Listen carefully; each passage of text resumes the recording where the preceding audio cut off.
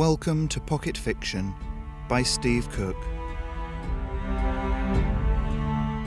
Slave.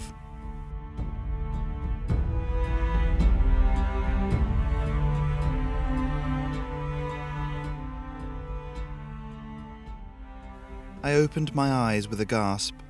Almost immediately, the pain in my head spiked, and I raised a paw to block the harsh sunlight. The sick feeling in my stomach grew with every aching breath, and I rolled onto my front, coughing up a mouthful of phlegm onto the hard-packed sand. Staggering to my feet, I looked around. The impact of the cannon shot had thrown me into a little blind, behind some of the dark rocks that littered the beach. Fragments of memory came back to me, running with Guthry, the goods on his back, a shout before the blast, and then darkness. Everything ached as I stumbled around the rocks, looking up and down the deserted shoreline. Where was Guthry? A few meters away, the sand opened up into a crater, about 10 feet across, like an open grave. Giving the hole a wide berth, I moved on up the beach. A mess of footprints led up to a scuffed depression in the sand, clear signs that something had been walked up to, examined, dragged away. They led back down to a line in the sand, the sort of mark a longboat's keel might make when pulled up onto the shore. Narrowing my eyes, I stared out over the choppy waves. Perhaps a mile away, a large galley was waiting, its small sails reefed and oars shipped. My breath caught in my throat as I looked at the pennants fluttering in the stiff breeze. Slavers. And not just any. The Red Hand, the most prolific in all of the Lutran Confederacy. I looked back to the town. The militia there wouldn't put to sea against the Hand. They were too poorly maintained, too weak. 1 or 2 otters might have a mind to attack the longboat, but by the time we got there they would be on board already. Already the little craft was coming alongside the hull of the galley. Nothing else for it. I took a few deep breaths, then closed the flaps over my nostrils and ears. The lapping of the waves was swallowed by the rushing sound of blood through my head as I took a few scuttling steps down the sand and slid into the water. For a while, the world shrank down to just the undulating waves and me. My hind legs, toes spread to better use the webbing between them, quickly began to ache, but I forced the pain down, falling into a comfortable rhythm. Dive. Swim until my lungs burn with the urge to breathe. Turn. Surface. Gasp in sea spray air. Repeat. About 2/3 of the way there I paused, only my head above the surface.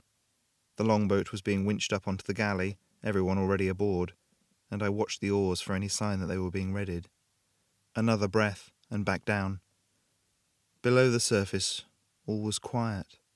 The water a clear sapphire, and I kicked until the black hull of the boat loomed ahead of me. Muscles straining, I came up against its side and surfaced slowly. Above, I could hear the humans shouting, their voices mingling with the few otters on the crew. I swam slowly towards the stern, cursing the poor quality of the hull, its complete lack of ornamentation if you ignored the barnacles and ooze that coated the planks. It wasn't until the rudder that I was able to haul myself out of the water, guard hairs dripping, and up to the small gallery below the poop. Exhausted, I dragged myself over the wooden balcony and lay on the deck. With a shudder, the ship began to move as the oars sliced into the water. The fore and aft sails were unfurled, each one causing the ship to lurch forward slightly as it snapped in the breeze.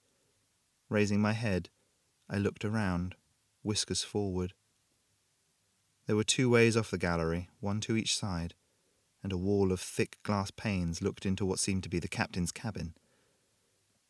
A large desk filled most of the room, piled high with charts and half covered by a swathe of cloth I recognized as a Wintersea flag.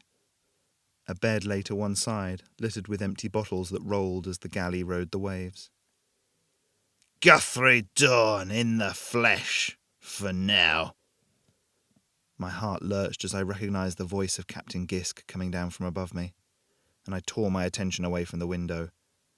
"Took us a while, but we found you. Thought we wouldn't, I bet." I heard the sound of someone spitting.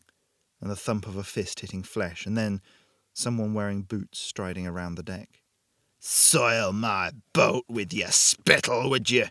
2 months we hunted you and your little rat friend. Now he's dead, blown to pieces, and you're here. We're gonna string you up at every port. No one steals from the Red Hand and gets away with it." Guthrie coughed and spat again, sending something, a tooth, rattling onto the deck. Gisk merely chuckled. "Take him below and chain him to an oar. Maybe some hard labour will teach him a little respect." I peered around the corner, head low, just in time to see the struggling form of Guthrie being led down the stairs. His hair was matted, one of his trouser legs torn off at the knee, but otherwise unharmed. As I watched, 2 crew otters trotted up the stairs, bundles of rope clutched in their mouths. My hopes of being able to pass as crew sank as I saw that they weren't just wearing red collars. They'd been branded, a thick, black, hand-shaped mark burnt through their fur and skin. Perhaps at night I'd be unchallenged, but during the day? My body low, I crept towards the underside of the stairs, keeping as close to the cabin's outer wall as possible. Several barrels and crates were piled under the stairs, and I stole behind them, hunkering down in the shadows. As the ship ploughed westward, I curled up, gathering my strength. Night fell, and the moon began its sojourn across the sky. Picked out in silvery light, the ship took on an ethereal quality, unreal. Traffic on the deck quietened as both the otter and human contingents went below decks. As the night rolled on, only the susurration of the waves and the creaking of the timbers disturbed the silence. I uncurled, stretched, and crept out from under the stairs. The quarter-deck was narrow, the stairs up to the poop embracing it like the arms of a lover.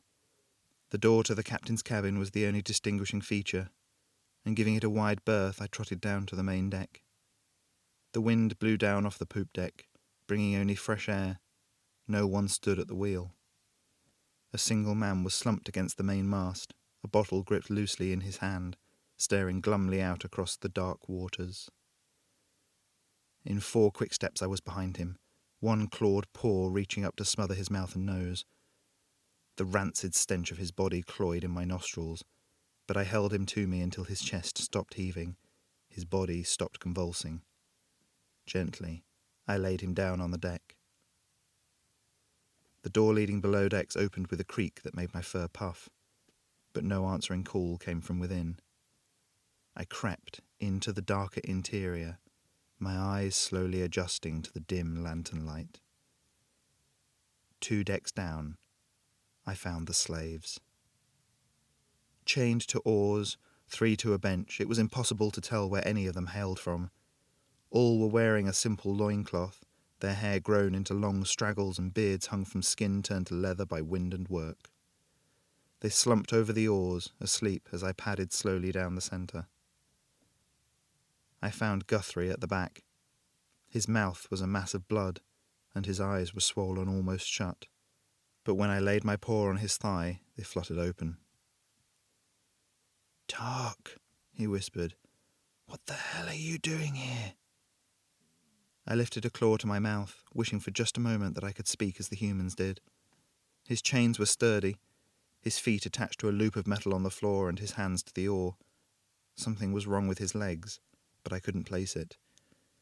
"Get off the ship, Tark. Don't let them catch you too," Guthrie mumbled. He shoved weakly at my head, the chains clinking. The slave next to Guthrie, a big man whose arms were covered in sores, grunted into wakefulness at the sound. His eyes met mine, then travelled back along my body to my unmarked flank. "Hey," he said. "You're not Red Hand. Can you get us off this ship?" Guthrie ignored him and put a hand on my neck. "Tark, I'm serious. Go. I'm done for. They broke my legs. They do it to all the slaves." More eyes were opening around us as the silence was broken, more slaves beginning to call out. I looked around me as hands began to grasp towards me, long clawed fingers tugging at my fur. One last time I nuzzled Guthrie's hair, breathing in his scent, and then he pulled away. "Go!" As I turned and ran, somewhere up on the deck an alarm bell was starting to ring. The stairwell was a confusion of bodies, otter and man alike, pushing and shoving, voices raised in confusion, and up above a man shouting, "Intruder!" As soon as I was topside, I pitched over the railing, falling through the dark air towards the blacker depths. Barely a splash marked my escape. Within my breast, a burning feeling was growing, with every stroke of my legs. The red hand would pay for Guthrie's life.